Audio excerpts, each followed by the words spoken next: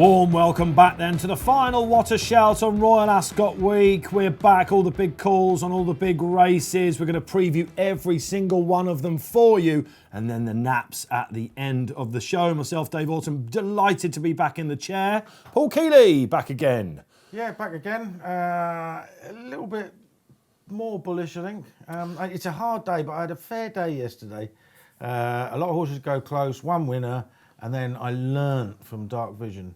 I was looking at the last race. Don't go there. I was looking at the last race and I was thinking the amount of text I'm going to get if I don't back Scarlet Dragon and it wins. Can I pick a couple of bones with you? And I did back Scarlet Dragon. Can I pick a couple of bones? Let's start with Scarlet Dragon.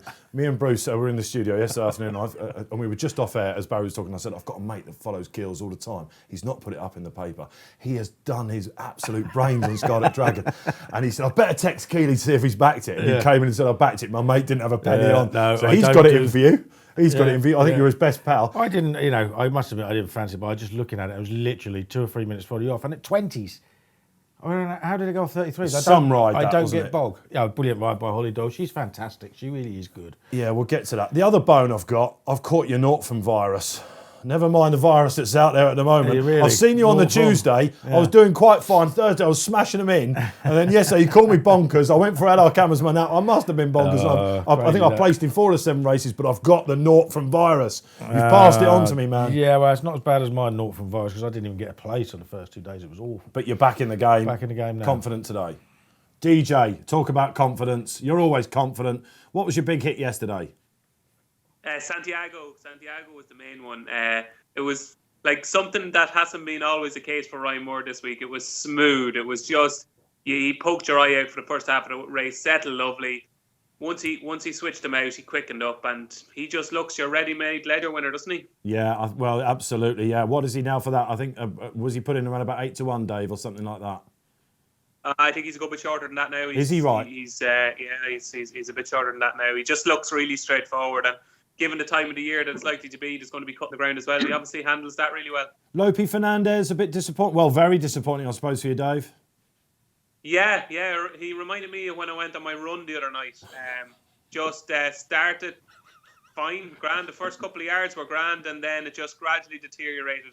And by the end, he almost walked over the line. So I think I was more impressive on my jog the other night. Me and Kills looking at each other going, run? What are you on about? What's that?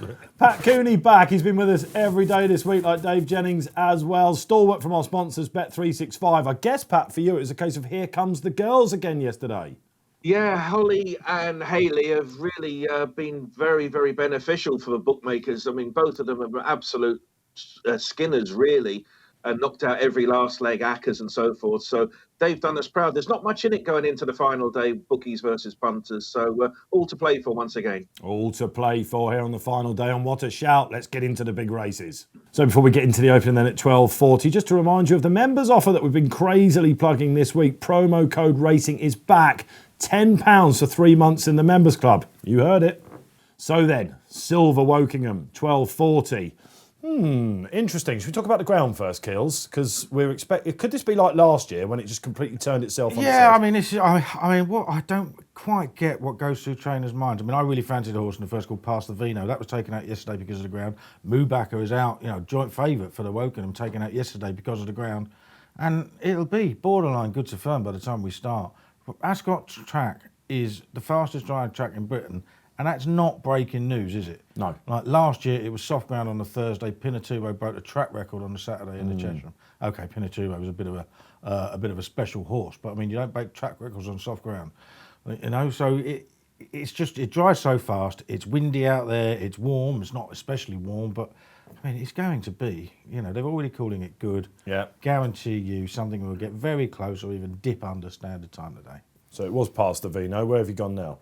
Well, I think Swindler is one of those horses that, okay, he's got stall 2, so we're not 100% sure about that, but he's going to be buried somewhere out the back anyway. I think he's definitely the one to beat.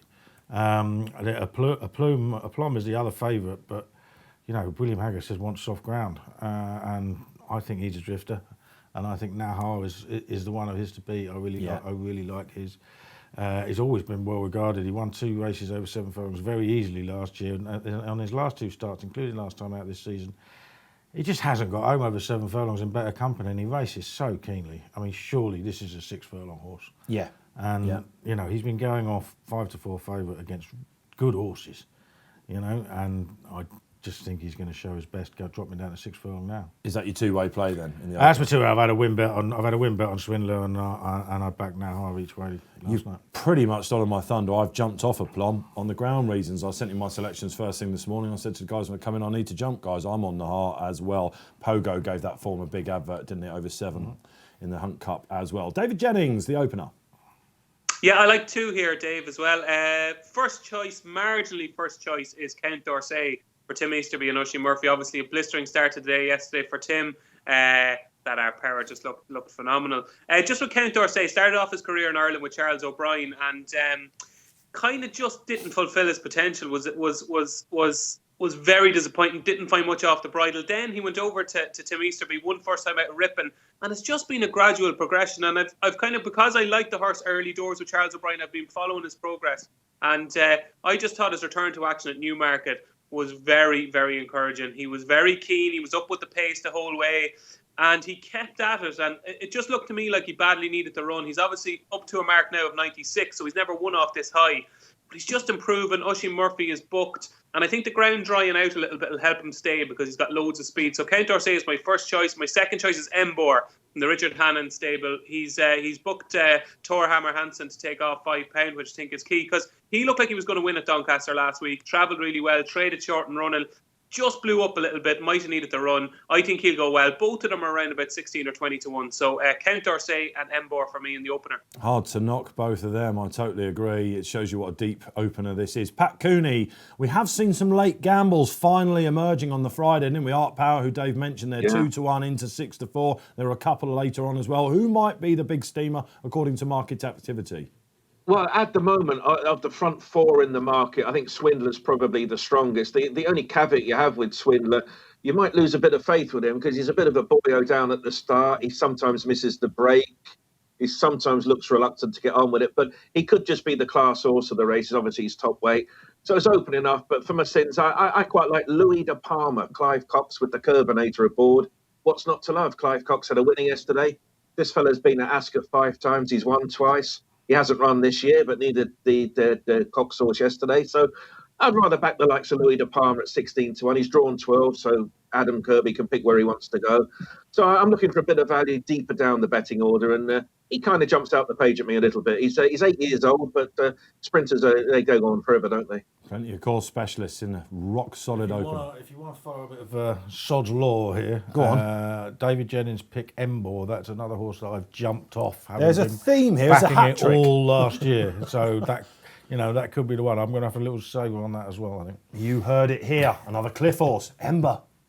Right then, time to sizzle with the 2-year-olds again. 5 furlongs. Queen Mary, usually on the opening day of the meeting, now switched to this sumptuous Saturday card. Dave Jennings is going to come to you here. You've got one maybe from Richard Hannon's yard. Yeah, I think experience could be kind of key in these sort of races. And the fact that Happy Romance has had 2 runs, a real eye catcher on his debut behind Sacred at Newmarket when it didn't get the run in the race, missed the break, was always playing catch-up. And then it looked to have learned so much. It looked like a different filly altogether when it won at Sandown on Saturday. Look, it was only a 3-runner race. She was odds on. She deserved to win. But I just thought she looked really professional. And with 2 runs under her belt, that experience could count for an awful lot here. The favourite, More Beautiful, deserves to be favoured. And the form of her maiden win at JANES'S worked out well already. Because the 5th home that day from the Johnny Murtagh stable, Measure of Magic, she came out and won a maiden on Thursday. So the only horse that's ran since that race is won. She's favoured. She's a short price. She could be anything. I just think with 2 runs under her belt, Happy Romance is a sweet little filly, and I think she'll run well. Yeah, I agree. She's one of my picks in there. I've gone for the worst named horse of the week, Dickie Doodah. I don't know who named that, but this is a horse that can run. I really liked her debut at the Curragh. Jessie Harrington, sort of race I think that Jessie targets quite well. She'll do for me at a price because I just thought More Beautiful was a silly price, Paul.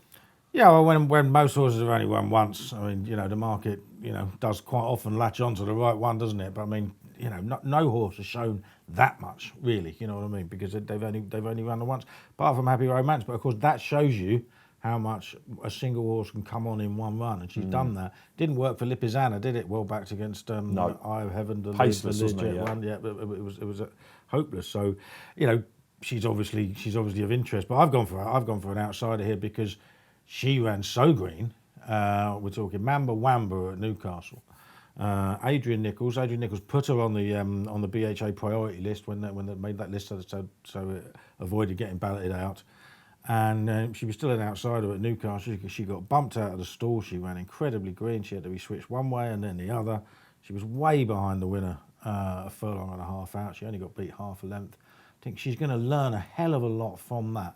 No idea how good the form is, but her finishing effort at Newcastle, stiff finish at Newcastle, remember, just really impressed me. And, you know, I thought she should have won it. You know, she would have won it if she'd raced anything like as professionally as the winner did. So hopefully she'll come on and run a big race at a big price. Hasn't Newcastle been well advertised this week? Phil Makin's horse nearly took it out as well, didn't it? So look, Newcastle has been the place to be this week. Yeah, well, isn't I it? mean, you know, all weather form, Ascot. You know, I quite often back horses at Ascot who've got higher all-weather marks. It's a sand-based track, isn't it? Whether we can look too much into that, I think they did crunch the numbers a little while, and there's a few people poo-pooing it or whatever. But Mamba Wamba and Dickie Doodah, give us a better name, Pat Cooney, to back in the Queen Mary. I'm struggling a bit. I do think More Beautiful, she was probably the most impressive juvenile that's come out and run this season for me. But would I pull it up at 11-8 as you speak at the moment? I'm not sure. And you without harping on about the draw, the fact remains we have got the sprint, the half an hour before that. And of the ones at the front end of the market, More Beautiful's drawn 18, Sacred 5, Campanelle 1. Most of the others are drawn low. So 18 could be a huge advantage or a major disadvantage. So I wouldn't be backing More Beautiful roundabout now at 11-8. I'd wait to see the first race. And maybe the lads will be lumping on this one because she did look very smart. But we're first 4 places on the race, and I look at something like Sardinian Sunset at 16-1, Roger Varian, perfectly okay debut. I'd rather be scratching around like the fellas, looking for big price, sexy outsiders, first 4 places, and backing her at 11-8. Roger Varian, another trainer having a sizzling week. No Ballydoyle winner in the last 10 years at the Queen Mary. More Beautiful. She's going to be a hot favourite. Okay, time to bring in the My Racing double. The guys having a really, really good week. Nap Golden Horde yesterday, Circus Maximus at the start. They've gone for Admiral Nelson, weighing in with Dave Jennings on that, and they're going for Alpine Star as well. Good luck to them. Check out myracing.com for all the expert analysis and tips. 150, time for the Coventry then. The 2-year-old colts coming out onto the track. One of my favourite races of the entire week. And I think this looks like a really strong Coventry potentially on paper. Yeah, I mean, it could be. There's a couple of horses that are putting really nice performances. Again, we're still in the really don't know stage, but I thought at Newbury last week, Cardo for Mark Johnston really did put in a taking performance. Nice turn of foot.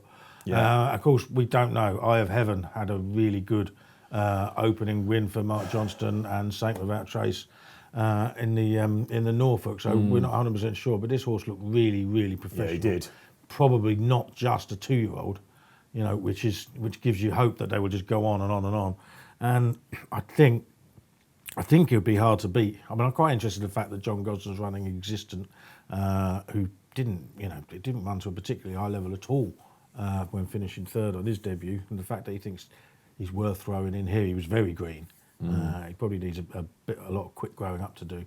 But I think in terms of form from the British contingent, I think Cardo is the absolute standout. It's a surprise that he's not favourite, isn't it? Who is favourite, David Jennings? One you really like? I do, yeah. Look, I'm not a big fan of tipping favourites, but this Admiral Nelson, he looked, I'm going to use the word amazing, because on his debut at the Curragh, what he did after kind of missing the break, he was out the back early. Wayne Lorden rode him, and I'd say Wayne's instructions were just to give this horse a nice education. As we know with all the Ballydoyle juveniles, it's not about the first day, it's a learning curve. And I'd say once he missed a break, Wayne was saying, we'll just give this horse a nice education. And the ease with which he cut through the pack and, you know, tracked his better fancy stablemate Merchant's Key into the final furlong. And then it was he just shook the reins once and whoosh, gone. I was very, very impressed. I said that's the winner of the Coventry there and then. I think he should be shorter. That's how good I think he is. I know there's a lot of unexposed types in the race, but this is a Kingman colt with a massive future who they absolutely adore in Ballydoyle. I know Battleground was good the other day, but I think this is a great White Hope. And I'll be disappointed if Admiral Nelson doesn't win. Ooh, strong words from Dave Jennings. What sort of price could he be then? What sort of price is he at the moment, Pat? Well, he is 9-4 at the moment. He has been as big as 3. And you look at the front two, don't you? They both could be very, very smart colts, but they're easy to find at the market. I think with Carter, I was impressed likewise with him. Interesting with the pair of them only actually ran 8 days ago. So I'm still struggling to get my head round, can a 2-year-old come out and win at the Royal Ascot meeting 8 days later? So maybe that's a slight worry, but they do look to have a bit of separation over the rest of them with 4 places in the race. So again, there's each way opportunities if they don't float your boat at the front end of the market. One horse I am interested in is Dark Lion, which ran for Roger Varian the other day. And there was plenty of chat about him. It's not often that the Varian camp are public before the race about what they think of a horse, but they did think this was their best 2-year-old by a long way. The ball didn't bounce his way during the race, so I'm expecting more from him today. But I'm with the fellas. The front two do look that little bit more above the rest of them at the moment. Yeah, 4 places has enticed me in, Pat, I have to say, on Creative Force, who finished ahead of Dark Lion that day. Imperial Force gave that a boost in the form, of course, when he finished there in the Norfolk Stakes, despite finding it all too speedy for him. I like this horse a lot. I know Godolphin like him a lot. Could be a big day for Charlie Appleby, couldn't it? What a sizzling Coventry we've got. Moving on to the 225 then. Group 1 time, the Coronation Stakes, usually run on the Friday, now on the Saturday. I guess it's all about Quadrilateral, isn't it? I like her a lot. I think the run stank of one that needed it. Maybe she might be a 10 furlong horse later in the year. I think the run stank. Do you? I'll just stop there. Really? Yeah, she What's pulled wrong with all it? over the place. It's Charlton first time out. What was wrong with it? She pulled all over the place. She crept, she sneaked. She didn't actually sneak. She didn't actually get second place, did she? But basically, the Guineas was won by one horse who's really good, and the rest are so-so. I mean, if you're having a bet in this race, I might have forecasts Go on. with horses that didn't run in the Guineas. Simple as that. I would not have Quadrilateral or Cloak of Spirits on my mind for this race. I cannot have it. Have a look at the talent ranged against them. Alpine Star won the Debutant Stakes last year. Had Love back in 5th place. Frankie on. Half sister to Alpha Centauri. Won this 2 years ago for Jesse Harrington. Alpha Centauri would absolutely eat these. I mean, she'd win 7-8 lengths. Now, obviously, Alpine Star, we don't know how good she is, but she's got to have a chance. Sharing the American Raider, come all the way over for half pay basically. Yeah. When it comes to the prize. Won the Breeders' Cup last year, 4 in a row. And of course, Run Wild, John Gosden. I mean, look at John Gosden's record in group races this week alone. And this horse absolutely bolted up at Newmarket. Okay, that was an Oaks trial. I thought it was flat the by way that she kiss. ran. The way she ran, I mean, that was, there's no way on earth that she's not going to be happy at a mile. I mean, I'm finding the struggle to pick between those 3, but I'm definitely opposing the Guineas form. So which one are you with if we come and punt this one around? I'm going to. My MO would be, I'm struggling, which one should I do? Biggest price, so that would be the American sharing. He thinks Quadrilateral stinks. I think it stinks in a lovely way. Dave Jennings, tell us about Alpine Star. At the start of this lockdown, people were saying to me, Dave, where is this going to run? They were talking about going to the Irish Guineas. They were talking about going to France. Of course, she's got Millard. She's got Albina as well. It's not all gone to plan for Jessica Harrington, has it? No, it's funny though. She has a plethora of these amazing, what we thought were top class 3-year-old fillies, and they've just been a little bit disappointing, Millisle and Albina. But at the start of the season, if I was to do a pecking order, I would have had KM Pepper as my number 1, and I would have had Alpine Star as my number 2. So maybe the 2 best fillies haven't run yet. KM Pepper had a little bit of a setback, and she goes straight to the Irish Oaks. Alpine Star is a very likeable filly. Her form from Galway was franked spectacularly yesterday because she beat Santiago fair and square there. She just looks a lovely filly. I just think this race is set up for so wonderful from the Aidan O'Brien stable. Totally agree with Keels. Don't fancy Quadrilateral at all. Don't like the way she does things. Just think everything is awkward. Everything is just when you want her to be doing things in a race, she's almost doing them at the opposite times, if that makes sense. This is going to be run at a proper pace. Run Wild obviously saw it to 10 furlongs really well at Newmarket. Cloak of Spirits likes to make it. I don't think Alpine Star will be too far away, and we all know the Quadrilateral probably wants a bit further. So I think this is going to be set up for So Wonderful. So Wonderful is still a maiden, okay?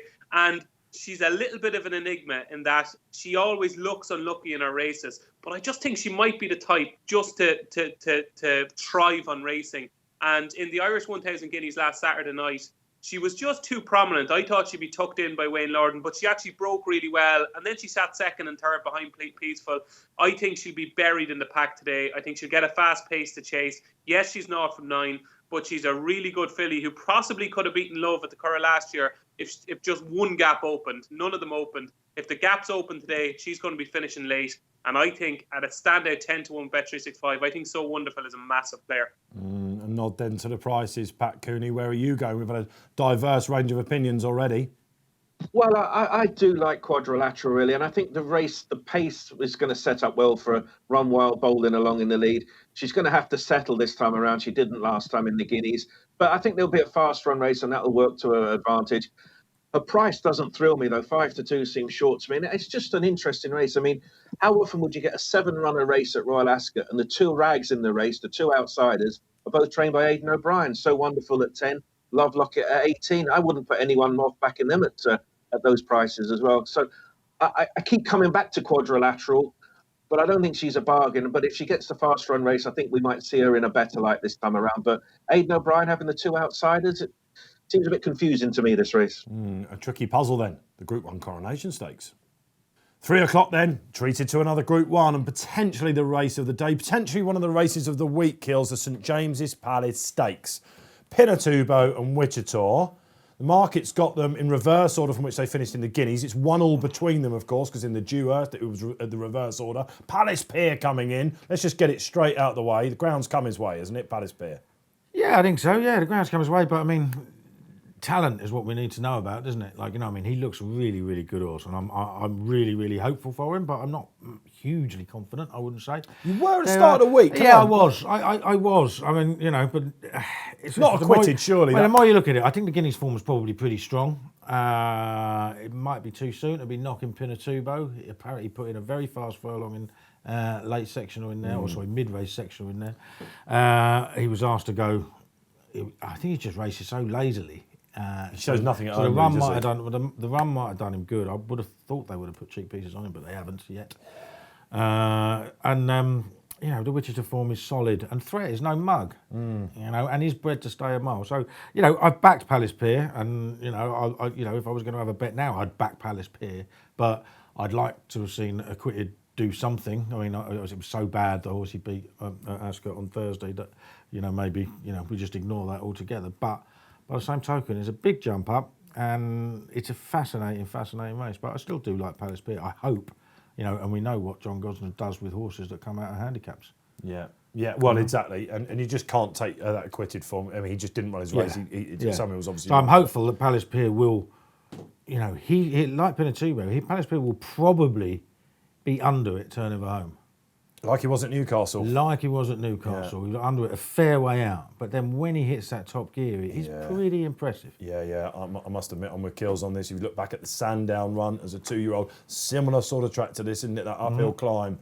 He's going to relish it. I think David Jennings, Palace Pier, or something else? Yeah, I think Palace Pier has got a chance. I'm taking on the top 2 in the market, Pinatubo and Wichita. I'm not convinced by the Guineas. As Keel said, maybe it'll turn out to be a spectacular race, and I look incredibly stupid for not the first time. But I don't know, just after the race, I was scratching my head trying to work it out, and I don't know, I'm just not convinced by Pinatubo after that run. Wichita is a nice colt, but is he a superstar? I'm not convinced either. Palace Pier, I'd say, is a good horse.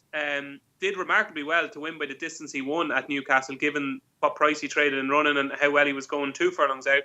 But I just think Threat is one of these horses that, like, he's just too big of a price because his 2-year-old form is just so solid. If you take out the Middle Park run, which was a bit of a mess, like, everything stacks up. Should have won the Coventry, thought he was the best horse that day against Arizona. Then he was just beaten by Golden Horde at Goodwood. That form was obviously franked yesterday. He came out and he won the Gym Crack quite impressively.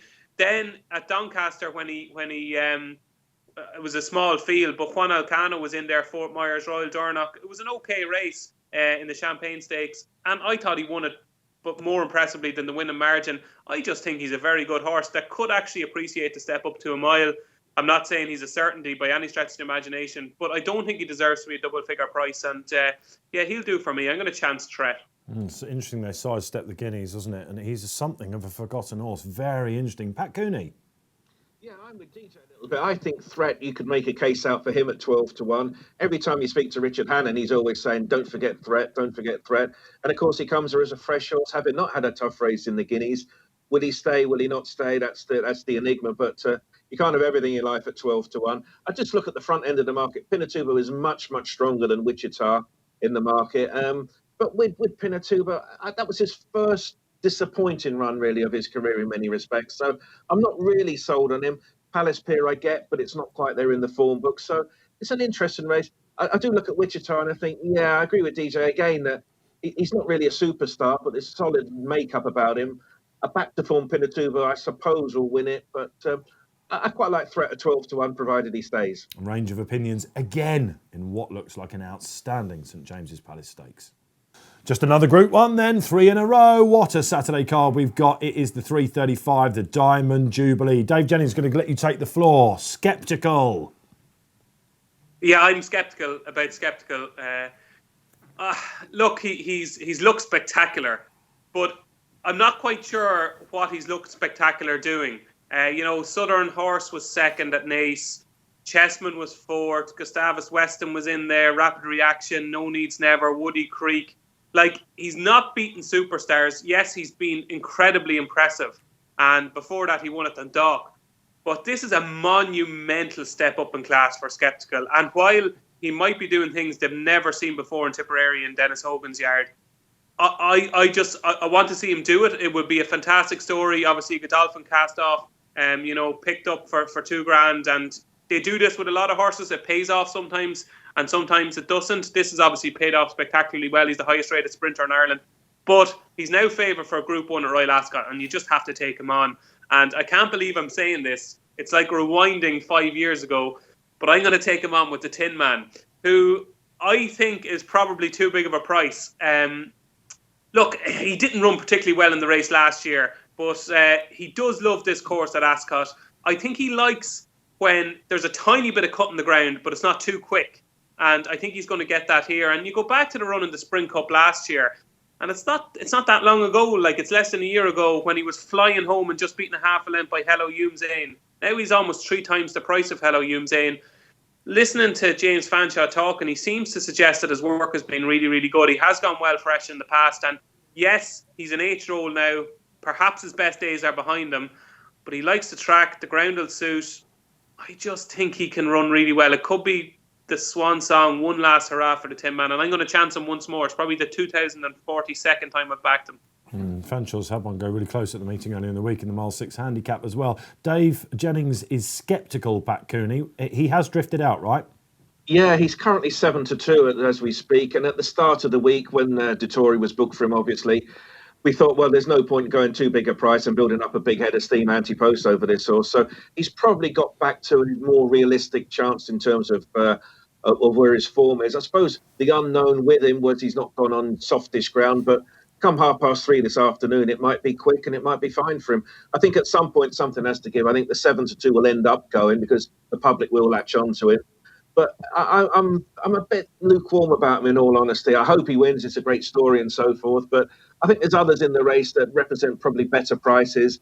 I look at Kadim of Charlie Hills, who's doing so well with his sprinters. Trotted up in the Stewards Cup. He's a big player. And I keep coming back to One Master of William Haggis. I thought it was a very unlucky loser of the Champions sprint at Ascot at the end of the season last year. She's been kept in training. I think the race sets up well for her. But I think we're sceptical. Prices dictate opinions. I was against her at 9-4-5, against him at 9-4-5-2. 7-2 is a bit more realistic, so I think will be popular in the market. Ground is fascinating here, Kills. And I've gone for Cardem. I think the ground has come his way, unlike One Master. Yeah, it's one of those. I'm looking at it. He's just getting backed and backed and backed yesterday. I'm like, hang on a minute. The evidence is saying it's not that slow on Friday. Yeah, and it's dry until Saturday. Yet people are still backing this horse that wants a fair bit of cut in the ground. I don't understand it. It's got to drift back out. Doesn't mean you can't win. Yeah. Because, Ascot's a funny track. She's got good Ascot form, yeah, exactly. Yeah. So it doesn't mean you can't win. But, I was just surprised by the move. I don't think she should be as short. Mind you, I think there should be 6-1 the field, and I think there should be about 7 of them at 6-1. Like, you know what I mean? It's one of those. And I've taken a chance on Shine So Bright being a sprinter. This is one of those horses, isn't it? This is a very, very talented horse, right, who races pretty freely at 7 furlongs. Now, he won the free handicap. Well, he won first time out as a 2-year-old. He won the European free handicap first time out as a 3-year-old. Gave £4 and a beating to Space Traveller. Won easily as well. Space Traveller won the Jersey Stakes, a month later. Had a break after losing his form. Came out, won the City of York Stakes at York over 7 furlongs. Beat Lawrence by a nose. Now, the more I look at that race, the more I think this is a sprinter, because he went hard from the off, and he had sprinters like Speaking Colours, who's in this race, I can't remember the name of the other one. Kate Byron, the Wokingham winner. At halfway, they couldn't keep up. Right, now, Kate Byron ended up finishing third. Now, Chance of Bright was coming back to him, obviously, at the death. He only won by a nose. But Kate Byron was 2 lengths back in third. Won the Group 3 Diadem by Bengoff Stakes, by 2 lengths next time. Speaking Colours won the Group 2 at the Curran next time, both over 6 furlongs. They're 6 furlong Group 2 winning sprinters. They couldn't keep up with him over 7 furlongs at York. And of course, the fifth that day was Sir Dancer-Lot, who won the Park Stakes at Group 2 next time. It's a really, really rock-solid piece of form. So you've got a horse that goes well fresh, has a really high level of form, and looks to me like he's a sprinter. And if he can get somewhere near the front and not do too much, then he will be still very, very strong at the end. And I think he's got a massive chance. That's interesting, isn't it? Very interesting Diamond Jubilee.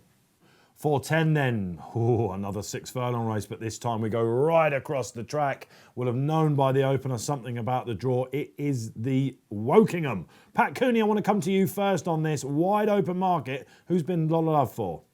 At the moment, Bielsa is still favourite. I can't see him getting much shorter than 5-1. Who knows, as you touched on, he's got stall 3, whether that'll be good, bad or ugly come the time of the race. Plenty of horses being backed at fancy prices with first 5 on the race. Highland Dress has been popular for Archie Watson. That's now single figures. Summergand, always money for him, with James Doyle aboard for the Amara team. And plenty of horses being backed. I quite like Tinto. He won on fast ground on his last time out of Newmarket, but he's gone on easy ground before. He's got course form. It's just that type of a race, isn't it? You've got plenty of horses in the market. Jack's Point ran so well the other day at the meeting. And a horse like Gulliver is going to be popular, I think. It's David O'Mara with Ryan Moore, and that's 16-1 at the moment. So those sort of horses, about 16-20-1, they're going to be popular with the each way turns. But Bielsa, he must be doing wonderful things at home. Every time he runs, he seems to be a short price. But he's no gimme at 5-1, is he? No gimme. Dave Jennings, help us out here. It's the Wokingham. Yeah, it's obviously ridiculous to have a strong fancy in this race, but I can't believe Spanish City is 16-1, especially now with the ground drying out. Like, he won first time out in 2016. He won first time out in 2018, and last year you can basically say he won first time out. He was running over 7 at Newmarket. He kicked clear and was just caught right on the line. Just didn't quite get home.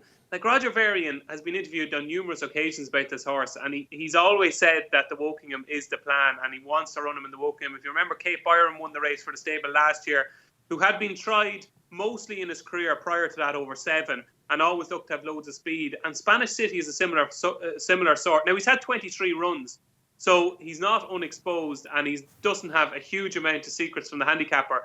But I think he is quite exposed at quite unexposed at 6.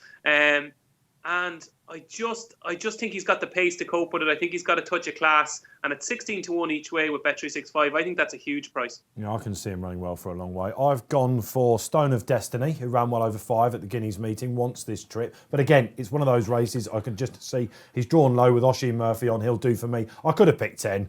Well, yeah, this is the point I was going to say to you. As soon as Pat mentioned Summergand, I was going to say, right, this is the Kealy Cliff horse that runs in the Wokingham. But then I started looking down the field and I thought, well, hang on a minute, Arecibo, Spanish City, Stone of Destiny, Danzino, all Kealy Cliff horses. So one of them might win. But I've gone for 2 others. One of them is a Kealy Cliff horse that I've still got. Mr. Lupton, I think he is. He won a Group 2. He won a Group 2 first time out last season. Beat Speaking Colours, was rated 111. He's down to 104 now. Dave, did I hear you? Did I hear you in the background there? How many times has Paul Kealy tipped Mr. Lupton? I backed him at 10-1. My 10 are yours for me. I backed him at 10-1 at the Coa last year, mate. Don't you worry about that. He's done me my 10 or yours mentioned. He is. Is he that type of horse? Well, my 10 or yours are going to beat Dave's selection. Anyway. Mr. Lupton, he has won within his first 3 starts every season he has raced for the last 5 years. he was only a creditable one last time, but he's down to 104. He's got a £3 claimer taking off. Who's on Brings him? I down can't remember who's on him. Jamie Spencer used to ride him all the time. And he has a shot. He was only beaten 3 lengths off 106 in the race 2 years ago. He was beaten a neck in a listed race 2 years ago at the track as well. So he's got course form. The other one's Lethal Lunch, who I was quite keen on for the Buckingham Palace on Tuesday, and he was pulled out. Okay. Now, I gather he was pulled out because of the ground, which was a bit weird because, I know they'd had some rain over the weekend, but it was all right. But because he's moaning about we pulled him out and then it rained again sort of thing. But, I mean, it's going to be quick anyway. But they've got to give an excuse, don't forget, if they pull him out. He's one of those horses, plenty of all-weather form. Most of it is 7 furlong, but he dropped back to 6 furlong last time at Kempton. And he went down by only a length to Harry's Bar, who's really progressive, James Fanshawe trained sprinter, who's £9 higher now, having won again. Lethal Lunch is only £1 higher. He's run twice at Ascot. He won first time as a juvenile, and then the second time he was just all dressed up with nowhere to go behind Swindler in a race last September, and he was literally like this, in and out, but nowhere to go, and came home in his own time, wasn't beaten very far at all. So track form, I think he's well handicapped, and a strong run race will suit him. If anyone's any the wiser after that, I'll be surprised. But the MO is take on the Fav in the Wokingham. So then, bringing down the curtain on what's been an incredible week, not as we know it, no spectators, no Your Majesty, but wow, we've lifted the spirits. We've seen some incredible performances. Are we going to see one here in the Queen Alexandra, 2 miles 6? This is just job done, isn't it? I'm not sure you can call it an incredible performance, but I mean, we could see favourite. I was going to say see favourite backers going home happy, but they're all at home already, aren't they? But yeah, it's. It's a shame Gold Cup 5th Mekong isn't running, because we would have got a fair price about Who Dares Wins, because Mekong is just a professional loser, really, isn't he? He just doesn't like it. And Who Dares Wins is the complete opposite. Yeah. This is a horse that's won on the all weather. He's won on good to firm. He's won on good. He's won on good to soft. He's won on soft. He's won on heavy. He's won over fences. He's won over hurdles. He's won on the flat. He's done everything, and he's just a classy horse. He won a Northumberland Plate last year. And he's the best horse in the race. He's 5-4. He stays. He goes on any ground. He'll win. Yeah, pretty much summed up my thoughts on it. Dave Jennings? Yeah, sure. Look, this isn't really a Queen Alexandra at all. It's more like a Princess Alexandra, because there's no Willie Mullins horses, there's no Gordon Elliott horses. It's a terrible race. It really is. And any horse that can get within half a length of the superstar that is Master Tommy Tucker over fences at Kempton is going to win a Queen Alexandra. This Who Dares Wins 11 table fetching 6-5. He should be 4-6. He just wins. My 10 or yours, Master Tommy Tucker. Here we go. This is absolutely great, isn't it? Listen, Pat Cooney, it's a terrible race, but that's what the punters like, isn't it? Should he be odds on? I think he should. I think they'll finish in betting order. I think Who Dares Wins from the Grand Vizier. It looks straightforward to me, doesn't it? I mean, if you're backing an Alan King horse, you've had 2 winners and a second at the Royal Meeting. What's not to love? I think this is a rock-solid favourite. I will throw in one sexy outsider that there has been money for. Not my opinion, but I'm just passing on the money horse. Number 2, Adrastos, trained by Jamie Snowden. A horse that's had 22 races in his career, all over hurdles or fences. He's never run on the flat. So can you win on Royal Ascot as an 8-year-old on your flat debut? I don't know, but he's been popular 40 into 18 as we speak at the moment. I can't see it. I just think they're finishing price over here. Who Dares Wins. We've talked about some crazily named horses. This is an absolutely brilliantly named horse, isn't it? If you're losing up to this point, you're going to need to be brave to pile in. Right then, time for the naps. Paul Kealy, take the floor. Right, well, let's go out on a big one, shall we? I'm going to go Lethal Lunch in the Wokingham 20-1 shot. Nah for me in the opener, in the Silver Wokingham. Going big, why not? Or go home. Dave Jennings.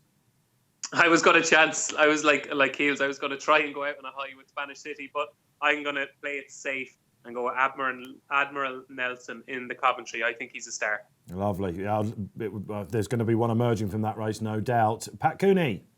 Yeah, I'll go take on Sceptical with one master, William Haggis, keeping a 6-year-old mare in training. The form says she's got a good chance. I think she has a strong chance in this race. It's the final day, and there are your panel naps. Right then, okay, that's it. The final What a Shout of Royal Ascot week. Myself, Dave Orton, signing off. Paul Kealy, thank you so much for coming into the studio. You're back, basically, in more ways than one. Yeah, hopefully, thoroughly enjoyed it. Early morning starts for me that I'm not particularly used to, but there you go. That's all right. Happy days. Home, beer, TV, couch. Home beer TV couch. Sounds good. Opposite of what I've got. Dave Jennings, difficult circumstances this week. Been brilliant to have you on board. Yeah, Keels is not used to the early mornings. I certainly am. I've got a newborn here, so I've been up at 2 a.m., 4 a.m., 6 a.m. This is like the middle of the day to me. Not clouding your judgment at all. Cheers, DJ. We'll see you next Friday. Pat Cooney, we'll see you next Friday as well from our sponsors, Bet365. Yeah, thoroughly enjoyed it, and good luck to everyone today. Thank you, Pat. Okay, then, the final What a Shout of Royal Ascot Week. It's been absolutely sizzling. Been great to have you on board. Don't forget to get your questions in for the panellists. You can do that on YouTube, Facebook, Twitter, however you like to do it. Hashtag What a Shout. They do read them. We love the feedback. Don't forget to download the free Racing Post app on the App Store or the Google Play Store. Don't forget, it's a long week. It's been a long, long week. Final day, gamble responsibly as well. That's it then. Signing off on What a Shout.